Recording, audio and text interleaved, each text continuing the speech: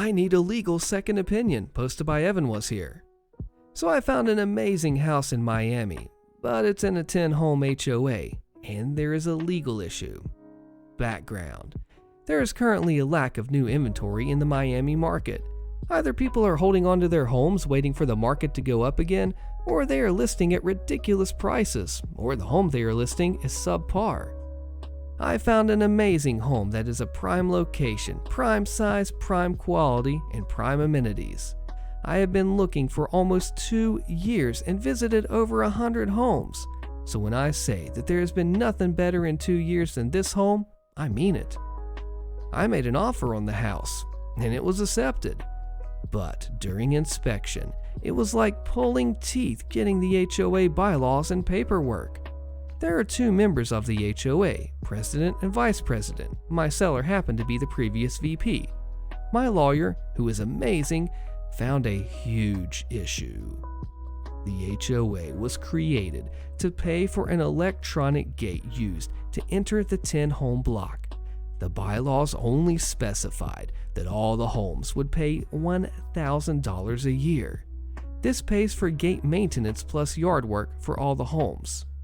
But last year, someone bought a home and their college-aged son moved and threw parties every day. So all the homes decided that they wanted to create new bylaws about parties, approving people that move into the homes and a few others. Nothing crazy, all things that I can live with. The legal issue. Supposedly, they got all the homes to sign the new bylaws, but there is an issue. The lawyer for the HOA is the son of one of the homeowners. The new bylaws, according to my lawyer, are not legal.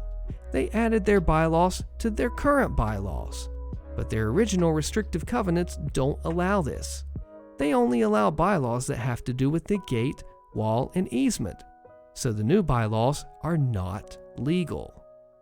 According to my lawyer, they had to draft an amendment to the restrictive covenants, not to the bylaws, which are then signed, witnessed, and notarized, like a deed, by every single homeowner so it can be properly recorded. It has to include the new restrictions for the community and confirm that 100% of the community owners, who will all sign, all agree that these restrictions are in place, even though they extend beyond and cover areas within the community other than the wall, easement area, and the entrance feature that the original restrictive covenants cover. We told this to the HOA lawyer, but he was dismissive and said that it didn't matter, that the HOA didn't have the knowledge or experience to know the difference. We explained that their bylaws aren't legal, and he basically said that he didn't care. We were not his client. He then asked my lawyer if he wanted to do the work to write up the new covenants. The aftermath. My lawyer advised me not to purchase this house. If a lawsuit happened because of these bylaws, the entire HOA would be responsible for the legal cost and awards. He said it looks like an HOA that went rogue. This is killing me. This is my dream house. I'm unsure if the HOA members know that their lawyer and president is causing this legal issue for them. I tried to inform the seller's broker about the issue, but he doesn't seem to understand. I tried to request to tell the seller so she can push the other houses to fix this issue, but the broker is refusing to let me speak to her. I have spent way too much money on the inspection and the time on this, and I should just walk away.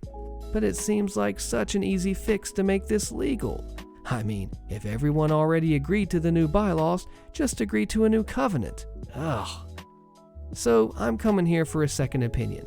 How bad is the above, and what should I do? Commenter says, I'd listen to the lawyer, and OP replies, I have been, but it's worth it to get a second opinion as well. I don't disagree, but I would take it from a lawyer, not random internet people. I thought the same plan. Let me just buy the place and then fix this from the inside. But my lawyer said, what if the HOA president refused to do this? What if the board went rogue? You paid for a professional to give you a legal opinion, which they did, with the accompanying rationale. Listen to your lawyer, commenter says. Neighborhood Karen created her own HOA and fined me after I called her out. Now the fines keep coming. What can I do? Posted by Educational Brick 6186. I live in Baltimore City. About 5 years ago, a woman moved into my neighborhood. She started Facebook fundraising groups and quarter auctions to support her dying child, her at-risk pregnancy, her sick dog, and so on. She seemed like a typical scammer. Most people I know just ignored her. Fast forward to 2 years, she creates this group that she calls a wellness group, but she runs it like an HOA. She's besties with the city councilwoman, and she uses her friendship to have the city fine people who question her. She also gets the trash men and the other city services to do special work for her, like they clean up her yard in the alley right behind her house. I made a comment on the neighborhood next door page about her ruining the neighborhood. I pointed out how her wellness group shouldn't be representing all the residents because she created it herself, and how she forced herself into the community association by threatening people. I also pointed out how the neighborhood is falling apart because no one wants to work with the community association since she joined, and how the city fines homeowners because she complains to the councilwoman. In the last 2 years, a lot of the homeowners moved away because of her antics, and now those houses are Section 8 rentals. The city fined me twice since I posted those comments. I also found out she's the main moderator on Nextdoor now, and she deleted my comments. So I don't really have proof that I made them unless I can get Nextdoor to prove that she deleted it. The city fined me $50 for my trash can lid being open. It wasn't open. We have city-issued trash cans with attached lids. The only way the lid would be open is if the city fine inspector opened it before she took the picture. The city is supposed to put the pictures online, but their IT department has a glitch, so they can't upload them. They don't even have a picture of the alleged lid open, but they claim they will have it in court if I demand a hearing. The second fine is for high grass and weeds about 2 weeks after the first fine. My grass wasn't high. The city has the same excuse for why they don't have a picture uploaded. I talked to neighbors. Other people went through the same scenario. They complained about the Karen overstepping, then the city fined them. For background, none of us were fined before she started this. I have a week to pay off the first fine or request a hearing. I'm scared if I request a hearing, the city will increase the fine. Yesterday, I got a letter from animal control that my yard is unsanitary and I need to clean the dog waste immediately or I'll get another fine. I don't even have a dog.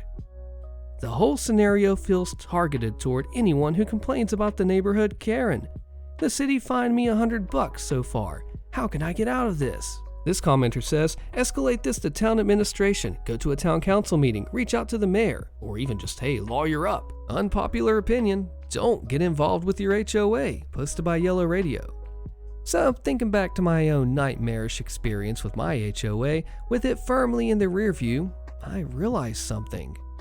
I often talk about it with a friend who is in a condo, one managed by one of the very companies that ran my own condo association, and he gushes over how great they are and how my own had to be a fluke. He won't deny my experience was awful, but he feels it was just bad luck I ended up in such a horrible condo. I think really where I started to go wrong with things is that I took the typical advice of get involved. Now, I will say a condo association can't work without some involvement by the owners. However, if you're a very deep-thinking individual, annoyed by groupthink, you're not going to do yourself any favors by getting involved with your HOA. Why? Well, 2 reasons I can think of. First, you make yourself known. You were an anonymous owner. Now, your name is on things. It's sort of the secondary version of the "may you live in interesting times" curse. You will now come to the attention of very important people. And secondly, you lift the curtain.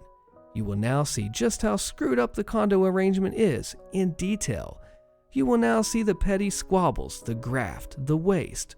All of it is going on, has been going on, likely at every HOA or condo there is. However, now you know about it. Ignorance is truly bliss. Number 1 piece of advice with HOAs and condo boards is to not be in one to begin with. As that gets harder and harder to do, take my advice above and consider.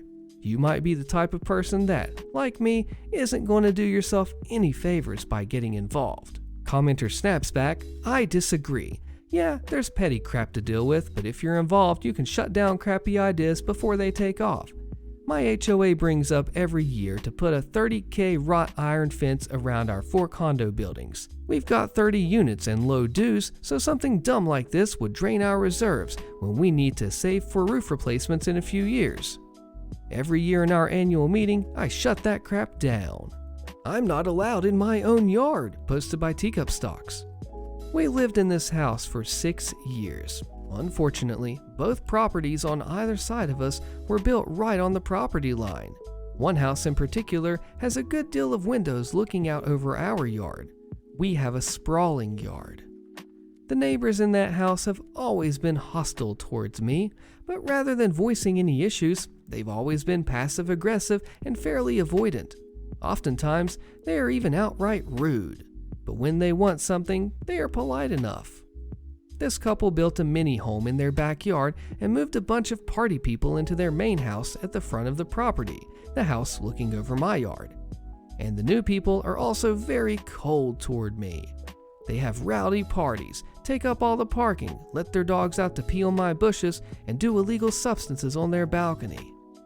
The worst part is their whole house overlooks my yard, and their living room window basically looks across my yard and into my kitchen. And we can hear each other, and they'll just say rude comments about the freaking neighbor, and they won't use their blinds even when they should, like when they're naked. The problem stems from a bird feeder I put up. Initially, they put a bunch of rat traps on my fence line. I didn't quite get what they were doing, and they didn't actually say anything.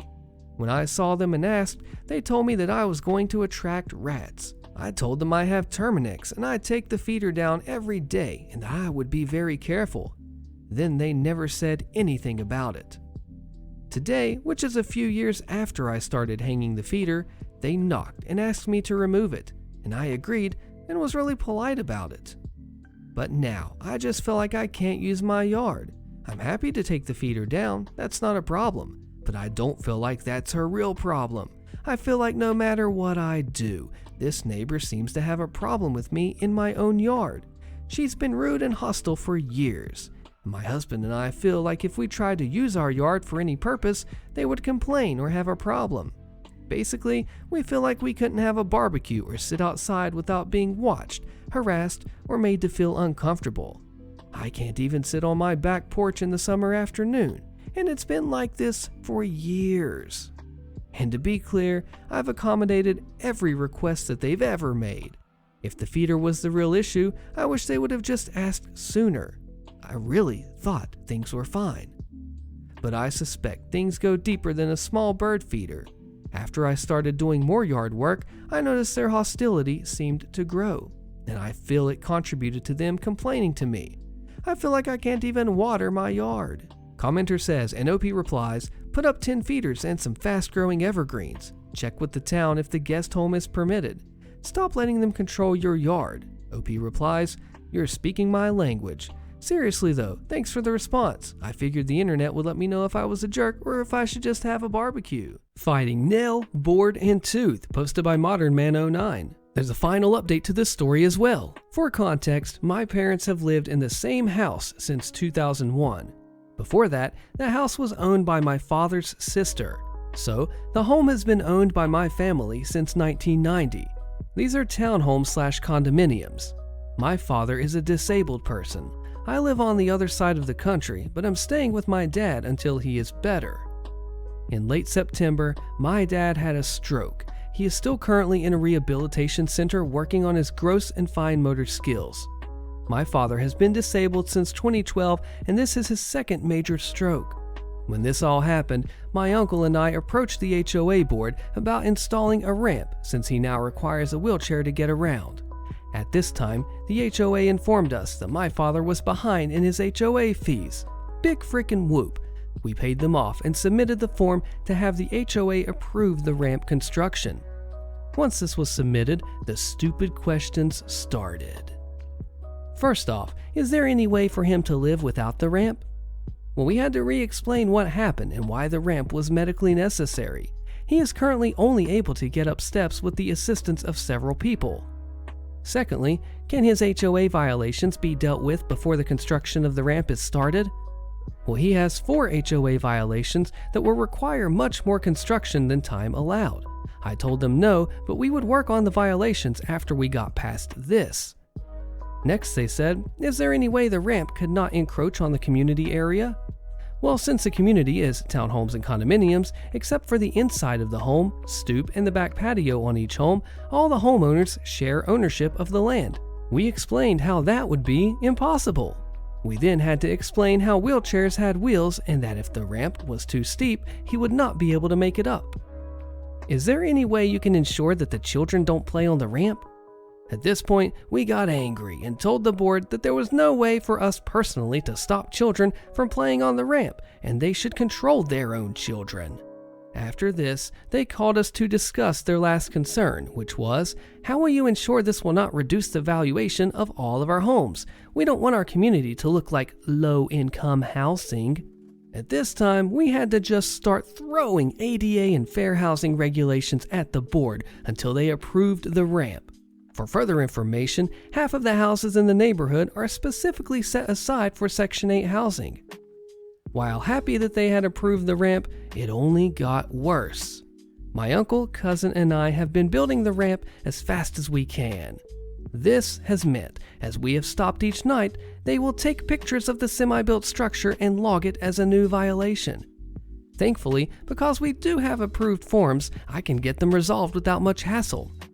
My uncle is a terminally ill cancer patient, and each night after I'm done building the ramp and going to check in on my dad in his rehab, I have to log onto my work laptop and do work to ensure that I can afford any costs that come up. Thankfully, my uncle is a retired government construction surveyor for ADA and fair housing occupancy, and I am an ASSP/OSHA safety professional, but all of this has been daunting. My dad comes home on Sunday, but I am terrified of further issues. An update. Hi all, thanks for all the advice. I appreciate it. The ramp is complete and he is home now. To answer a few questions and clarify. The ramp construction took some time because my uncle is guiding my cousin and I through the construction, and he is a terminally ill cancer patient. He is currently 3 years into a 3 to 5 expectancy, so we don't want him to overdo it. Next, I'm not sure where someone got that I was a girl, but I am a boy. I am my father's only son. I have seen this post being in contact with the news, lawyers, and a disability rights group. Neighbor committed arson on my property and police are not recommending charges. What can I do? Posted by Annoyed Catfish. We're in Texas, outside of city limits. This situation is complicated due to ongoing harassment. I'll try to add enough context for background leading up to the actual event and how the county sheriff's office has responded. Our neighbor has been harassing us for years. We've repeatedly asked them not to contact us and filed multiple police reports on recommendation from our lawyer to document his harassment, resulting in the sheriff's office telling us that it's a civil matter and not criminal, so there was nothing they could do. About a year ago, we filed a civil lawsuit for harassment with hours of video footage. The list includes stalking, defamation, threatening to kill our dogs, conspiring with someone to file a false report in which they stated I was screaming I wanted to off myself after receiving text messages stating I needed to off myself, and much, much more. We have moved due to the last incident, which put us in fear for our lives and prompted the lawsuit due to the sheriff's utter lack of an investigation. 2 months ago, our neighbor came onto our property, which is a vacant lot adjacent to our home, and he cut down the majority of the trees and then set fire to them. We only noticed after the fire reached above the tree line, and the fire department had to respond. We have everything on video. When the sheriff responded, our neighbor lied to the officer, stating that he was the caretaker. At first, the officer was dismissive and thought it was a misunderstanding on our part. Then, after the sheriff left the scene, our neighbor texted us that we needed to talk about maintaining our land for the community. So, when the officer called us, we showed him the text and the video footage. We explained that we have a criminal trespass warning against him and that he has never been the caretaker. They said they would recommend a warrant for arson, specifically because he lied to the responding officer. 2 months go by, and the case is still unassigned. We've called multiple times a week, and nothing has happened. Yesterday, we finally got a detective assigned, and they told us this was a neighbor squabble and would not recommend charges to the DA. We are beyond frustrated at this point. We have the civil lawsuit, in which we're now seeking additional damages for the arson, but how do we prevent our neighbor from causing any additional damage or committing criminal acts against us, since the sheriff's office refuses to do anything? Can we contact the DA? Should we go to news stations to draw attention to the sheriff's negligence in investigating the crime? We are in desperate need of help and advice.